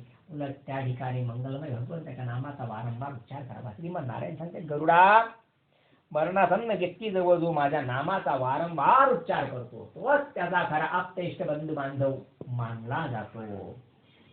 बघा अशा प्रकारे श्रीमन नारायणांनी श्रीमन नारायण सांगते गरुडा त्याप्रमाणे एखाद्या पक्षाचं घरटं मुरून गेलं किंवा नष्ट होऊन गेलं तर तो पक्षी दुसरं घरटं बनवतो, दुसऱ्या घरट्यामध्ये प्रवेश करतो. तसं या मनुष्य जीवाचं हे शरीर रूपी घरटं मुरून गेलं तरी तो आत्मारूपी पक्षी कुठे ना कुठे पुन्हा आपलं नवीन घर बनवून घेतो. म्हणजे पुन्हा तो कोणत्या तरी मातेच्या उदरामध्ये प्रवेश करतो आणि पुन्हा मुलाच्या मुलीच्या रूपाने काय होतो?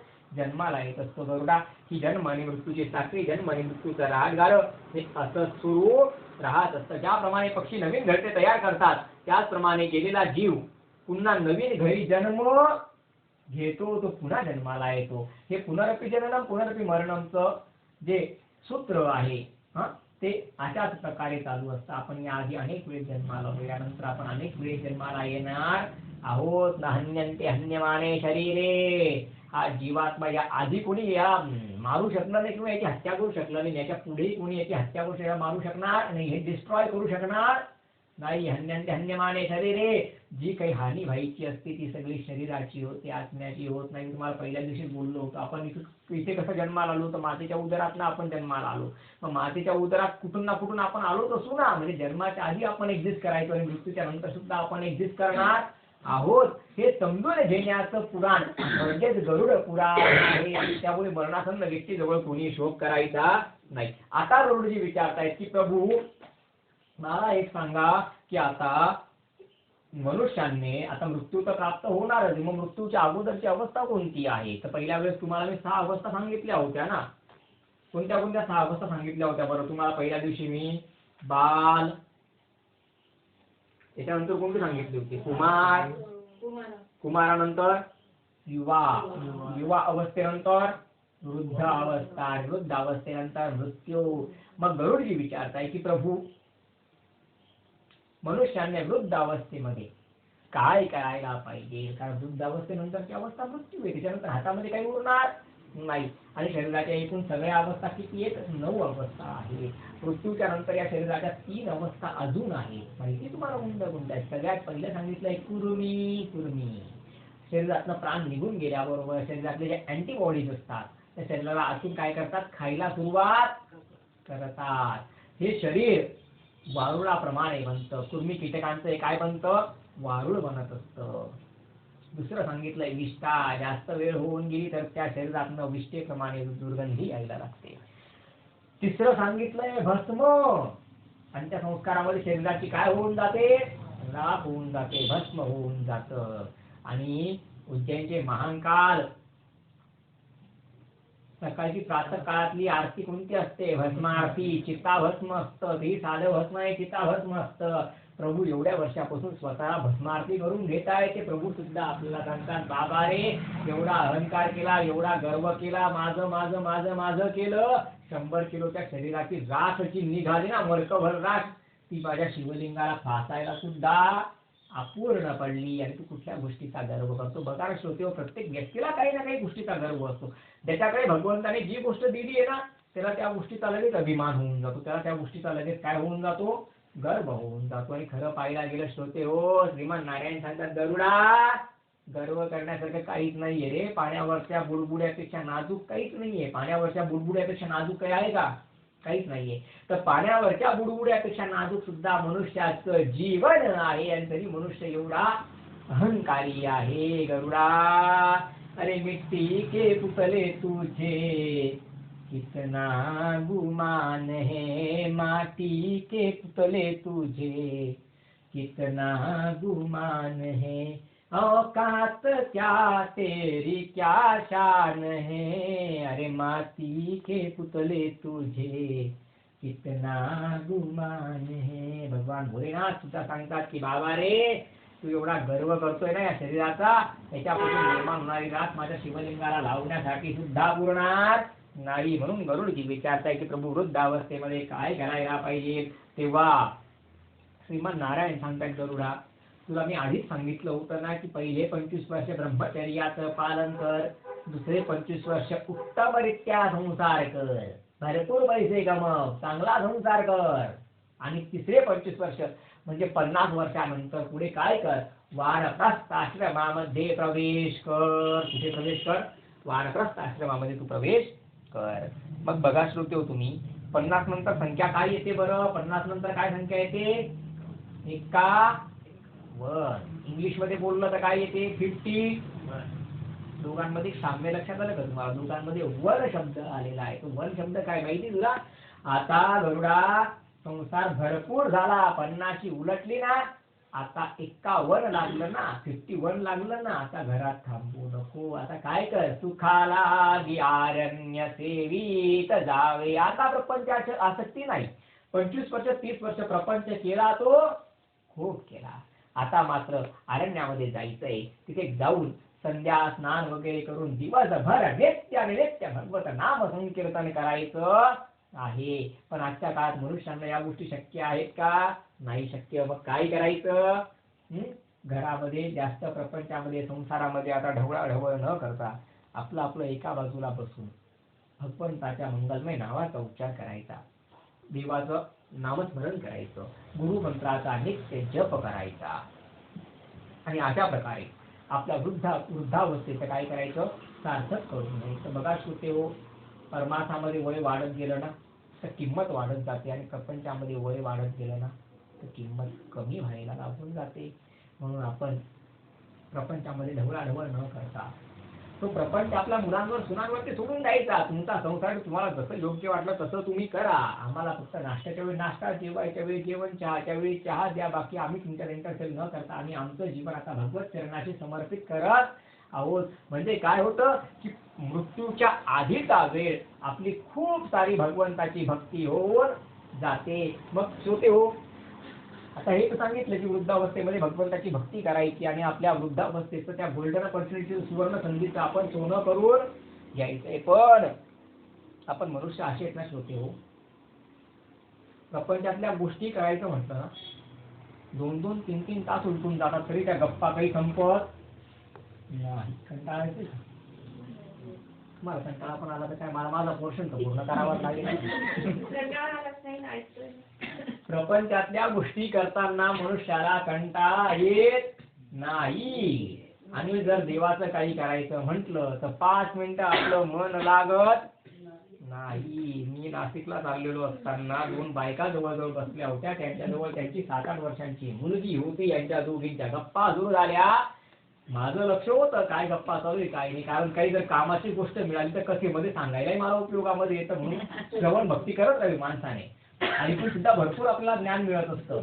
तर त्या छोट्याशा बाळाने सांगितलं, आई शॉर्टकट गप्पा कर, नाही तर नाशिक घेऊन जाईल, गप्पा संपणार नाही.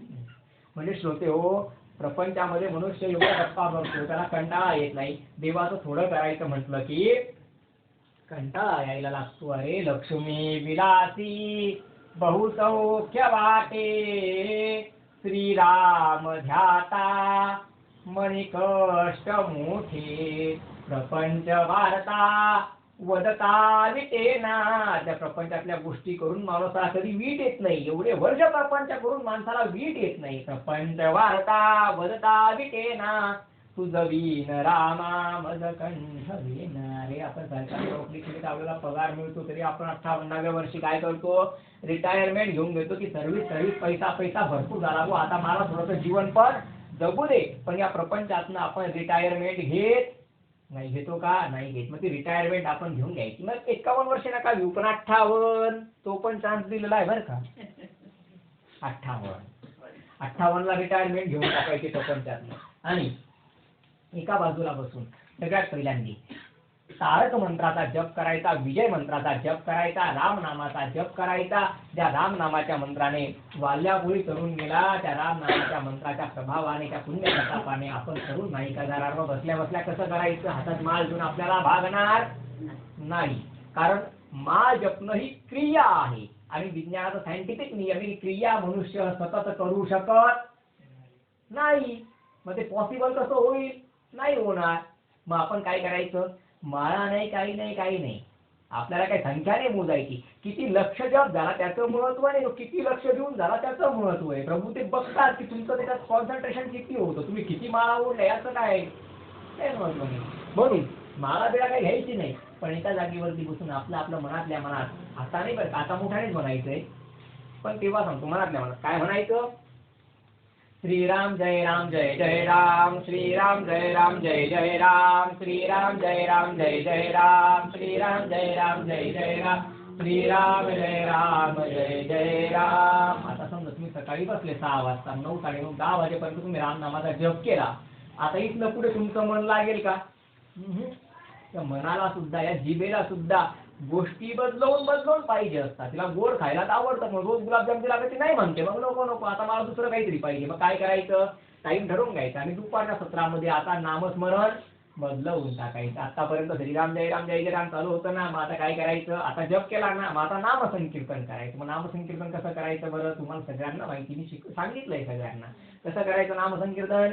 श्रीकृष्ण गोविंद हरे मुरारी, हे नाथ नारायण वासुदेव, श्रीकृष्ण गोविंद हरे मुरारी,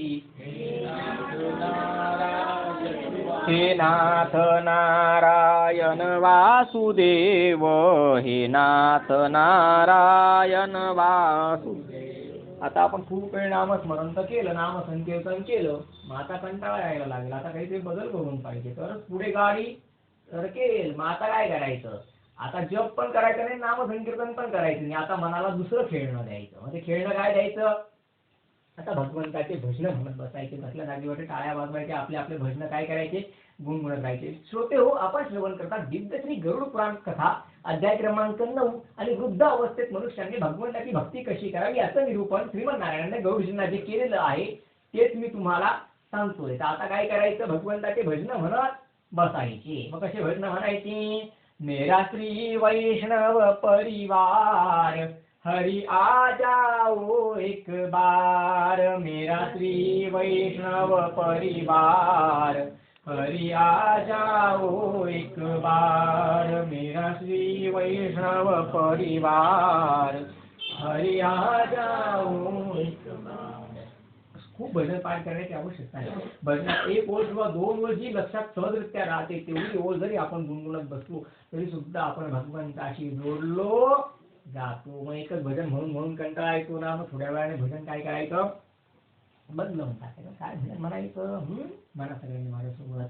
रघुपती राघव राजा राम पतित पावन सीता, रघुपती राघव राजा राम पतित पावन सीताराम, रघुपती राघव राजा राम पतित पावन सीताराम, रघुपती राघव राजा राम पतित पावन सीताराम. अशा प्रकारे भगवंताच्या सुंदर सुंदर भजनांचा आश्रय घ्यायचा आणि अशा प्रकारे भगवंताचे भजन जे आहे ते म्हणत राहायचे. गरुडा स्वतः यमराज सुद्धा आपल्या दूतांना सांगतात, जो भगवंताच्या नामाचा उच्चार करतो, जो भगवंताचं नाम संकीर्तन करतो, जो भगवंताच्या भजनांचा आधार घेतो, जो भगवान श्रीमन्नारायणांच्या पंचाक्षर नमो भगवती वासुदेव मंत्राचा जप करतो किंवा जो गुरु मंत्राचा जप करतो अथवा जो शिव पंचाक्षर मंत्राचा ओम नमः शिवाय नमाचा जप करतो, अशा लोकांना तुम्ही स्वप्नात सुद्धा दृष्टांत देऊ नका. बघा श्रोते, एवढी ताकद भगवंताच्या नामाची आहे की यमराज सुद्धा सांगतात आपल्या दूतांना की जे वैष्णव आहेत, जे शिवभक्त आहेत, जे विष्णूंचे भक्त आहेत, त्यांना तुम्ही स्वप्नात सुद्धा दृष्टांत देत जाऊ नका. यानंतर श्रीमन्नारायण सांगतात, गरुडा प्रायश्चित्त विधान. गरुडा, मनुष्याने मृत्यूच्या आधी प्रायश्चित्त करून घ्यायला पाहिजे. जे प्रायश्चित्त न आचरता मरती भोगिते दारुण, जरी उपदेर पश्चाताप काही ब्राह्मणा प्रार्थून यामोप प्रायश्चित्ते होते निष्पाप खिळबिष्टोप त्यागोनिया. बघा, घरी ब्राह्मणांना बोलवायचे, संतांना बोलवायचे, ऋषींना बोलवायचे, तपस्वींना बोलवायचे, त्यांना सांगायचे की आमच्याकडनं कायेने वाचेने मनाने आतापर्यंत जीवन जगत असताना जे जे काही पाप झाले त्या पापांमधून आम्हाला मुक्त करण्यासाठी प्रायश्चित्त विधान सांगा, असं म्हणून प्रायश्चित्ताचा संकल्प करायचा आहे. आणि ते सांगतील ते प्रायश्चित्त करायचंय. आणि जे प्रायश्चित्त किल्पिष्टोप त्यागोनिया, आणि जे प्रायश्चित्त आणि जे पाप आचरते, जे आणखी नसे ज्ञानभक्ती प्रायश्चित्त न आचरता मरती ते नरक भोगिती दारुण. म्हणून गरुडा, ते प्रायश्चित्त जे भक्ती पण करत नाही आणि प्रायश्चित्त पण करत नाही त्यांना निश्चित नरकात जावं लागतं, मग मात्र त्यांची सुटका होऊ शकत नाही. म्हणून प्रायश्चित्त करायचंय. मग आपल्या गुरूंनी जे आपल्याला प्रायश्चित्त सांगितलं असेल ते प्रायश्चित्त तिथून पुढे जीवनपर्यंत करायचं आहे. म्हणजे एकूण उद्देश हाच आहे की एकदा प्रपंच केल्यानंतर म्हातारपणामध्ये संसाराची आसक्ती ठेवता कामा नये. म्हणजे भक्ती मार्गाचा का प्रायश्चित्त मार्गाचा, हे दोघेही मार्ग प्रपंचापासून दूर. प्रपंचापासून दूर गेल्याशिवाय ते भगवंताच्या जवळ पोहोचू शकत नाही. मग गुरूंनी सांगितलं की तू असं कर, नर्मदा परिक्रमा कर. तर मग जीवनपर्यंत नर्मदा परिक्रमा करायची आणि नर्मदेच्या किनारीच आपलं जीवन पूर्ण करायचं.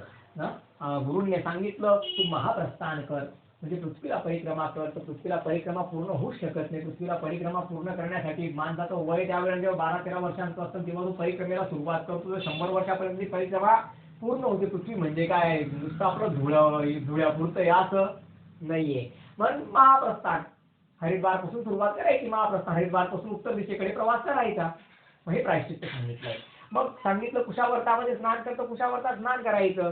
त्याच्यानंतर सांगितलं ब्रह्मगिरीची परिक्रमा तर जीवनपर्यंत ब्रह्मगिरीची परिक्रमा करायची. तर अशा प्रकारे आपल्या गुरूंनी जे प्रायश्चित्त सांगितलंय ते मृत्यूपर्यंत प्रायश्चित्त आचरण करायचं. आणि आतापर्यंत पाप झाले असतील तिथनं पुढे मात्र पाप होऊ द्यायचे नाही. तर ते प्रायश्चित्त आपल्या उपयोगामध्ये येत असतं. श्रोते हो, ब्रह्मगिरीची परिक्रमा करण्याचं काय महत्व आहे तुम्हाला सांगतो. गोष्टी आपल्या जवळ असतात त्याचं महात्म्य म्हणजे महत्व आपल्याला लक्षात कधी येत नाही. अरे ब्रह्मगिरीची भावे जाला रक्षणा जरी घडे हो, जव जव काया कष्टेन तव तव चरणी रुतती खडी हो, तव तव पुण्य विशेष किलबिष अवघे त्यांचे झडे हो, केवळ तो शिवरूपी काळ त्यांच्या पाया पडे हो. तर श्रोते हो, प्रायश्चित्त करण्यामध्ये एवढं सामर्थ्य आहे की जो व्यक्ती प्रायश्चित्त करतो किंवा जो भगवंताची भक्ती करतो तो काळ सुद्धा त्यांच्या चरणांशी नतमस्तक होतो. कुशावर्ताचा महिमा सुद्धा काही कमी नाही. आपलं त्र्यंबकेश्वर तो कुशावर्त त्याचा सुद्धा महिमा खूप धन्य आहे. जीवनात एकदा तरी ब्रह्मगिरीची परिक्रमा व्हावी. जीवनात एकदा तरी कुशावर्तावरती स्नान घडावं. अरे धन्य कुशावर्ताचा महिमा बाचे वरून किती हो, अनेकही बहुतीर्थे गंगा द्वाराधिक पर्वती हो, वंदन मार्जन करता त्यांचे महादोष नासती हो, तुझी या दर्शन मात्रे प्राणी मुक्ती हे पावती हो. नुसतं ब्रह्मगिरीचं दर्शन कुशावर्ताचं दर्शन सुद्धा मनुष्याला मुक्ती प्रदान करणार असतं. म्हणून मनुष्याने प्रायश्चित्त विधान हे निश्चित करून घ्यायला पाहिजे. त्याच्यानंतर श्रीमन नारायण सांगतात गरुडा, मनुष्याने जीवनामध्ये कुठले उपवास केले किंवा नाही केले तरी सुद्धा मनुष्याने एकादशीचा उपवास निश्चित करायला पाहिजे. कारण एकादशी अतिशय फल प्रदान करणारी आहे. एकादशी भगवान महाविष्णूंना अत्यंत प्रिय आहे. अरे भगवान महाविष्णू योग निद्रेमध्ये असताना एक कैठभ नावाच्या दैत्याने शस्त्राने महाविष्णूंवरती प्रहार केला. एक दासी पुढे आली तिने स्वतःच्या शरीरावरती प्रहार झेलला म्हणजे तो वार अडवला आणि त्या खटखटाने भगवान विष्णू जागे झाले आणि सुदर्शन चक्राने कैठभ नावाच्या दैत्याचा शिरच्छेद त्या ठिकाणी केला. आणि त्या दासीला विचारलं तू कोण. तेव्हा तिने सांगितलं प्रभू तुमच्या हजारो दासींमधली मी एक दासी आहे. तेव्हा प्रभूंकडनं पटकन बोललं गेलं की तू आजपासून एक दासी नाही, तू आजपासून एकादशी. जो तुझं एकादशीचं व्रत करेल तो माझ्या भक्तीला प्राप्त करेल. भक्तीचं बीज भक्तीचा उगम एकादशीच्या व्रतामध्ये श्रीमन नारायणांनी ठेवलेला आहे. म्हणून ज्याला भक्ती मार्गामध्ये प्रवेश करायचा असेल, ज्याला वाटत असेल की आपल्यावर थोडी तरी भगवंताची कृपा व्हावी, त्याने निश्चित एकादशीचा उपवास करायला पाहिजे. श्रोते हो, एकादशीचं खूप महात्म्य आहे.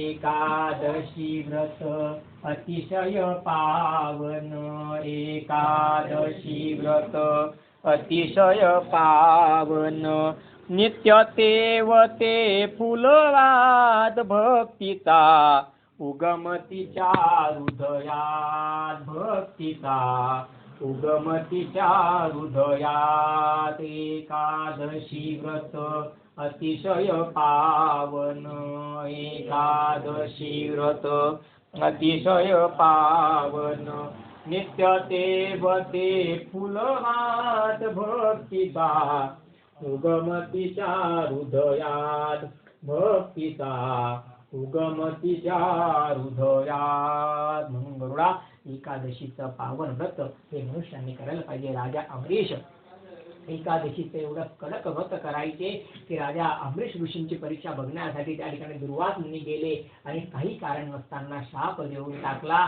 तर तो शाप भोगण्यासाठी अमरीश ऋषींच्या रूपाने भगवंतांनी प्रत्यक्ष जन्म घेतला आणि अमरीश ऋषींना लागलेला शाप स्वतः श्रीमन नारायणांनी भोगला. एवढं महात्म्य एकादशीचं आहे. श्रोते हो, यानंतर दानाचं महात्म्य आहे. जीवनामध्ये मनुष्याने जोपर्यंत संपत्ती आपल्या हातामध्ये आहे, पैसा आपल्या हातामध्ये आहे, तोपर्यंत काय दान पुण्य करायचं, काय तीर्थयात्रा करायच्या ते करून घ्यायचंय. आपली संपत्ती एकदा दुसऱ्याच्या म्हणजे आपल्या मुलांच्या हातात गेल्यानंतर आपलं असून म्हणजे आपली संपत्ती असून त्यांच्याकडे मागायची आपली हिंमत होणार नाही. म्हणून जोपर्यंत आपल्या हातामध्ये आहे तोपर्यंत मनुष्याने दान धर्म तीर्थयात्रा पुण्य संचय जे काही इच्छा असेल ते सगळं पूर्ण करून घ्यायला पाहिजे. गरुडा, संपत्ती आणि शरीर दोघही गोष्टी नाशवान आहे. म्हणून योग्य वेळ त्याचा योग्य वापर योग्य उपयोग मनुष्याने करून घ्यायला पाहिजे. अर्थातच प्रपंचात जास्त एकाग्र व्हायला नको. गरुडा, या अशाश्वत संसारामध्ये या शाश्वत जगामध्ये शाश्वत स्वरूपाचा कोणीही कोणाशी संबंध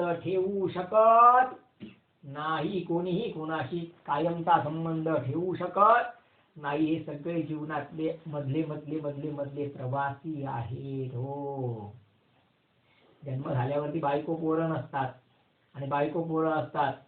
आपण जेव्हा मोठे होतो तेव्हा आपल्या अगोदर असलेले आपले माता पिता जे असतात ते आपल्या पुढच्या आयुष्यात नसतात.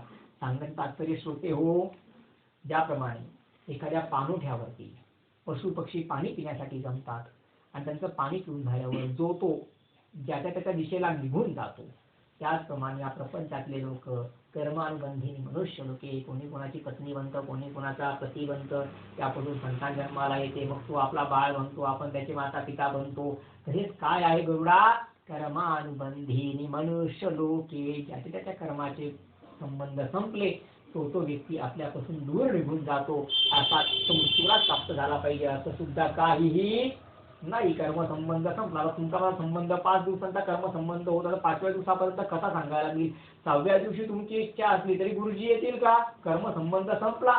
तुमच्या घरावरनं जाईल तरी तुमच्याकडे माझं येणं होईल का? नाही. तर जोपर्यंत कर्मसंबंध आहे तोपर्यंत आहे. कर्मानुबंधीने मनुष्य लोकी गरुडा, या भूलोकामध्ये खऱ्या अर्थाने कोणी कोणाचं नाहीये. कोणी आप्तना, कोणी सखाना, जगती जीवांचा क्षणभंगुरही संस्कृती आहे खेळ ईश्वराचा. भाग्य चालते कर्मपदांनी, भाग्य चालते कर्मपदांनी, जाण खऱ्या वेदार्था. कर्तव्याने घडतो माणूस, जाणून पुरुषार्थाला. म्हणून गरुडा, या शाश्वत जगामध्ये शाश्वत स्वरूपात कुठली गोष्ट कायमस्वरूपी टिकून राहत नाही.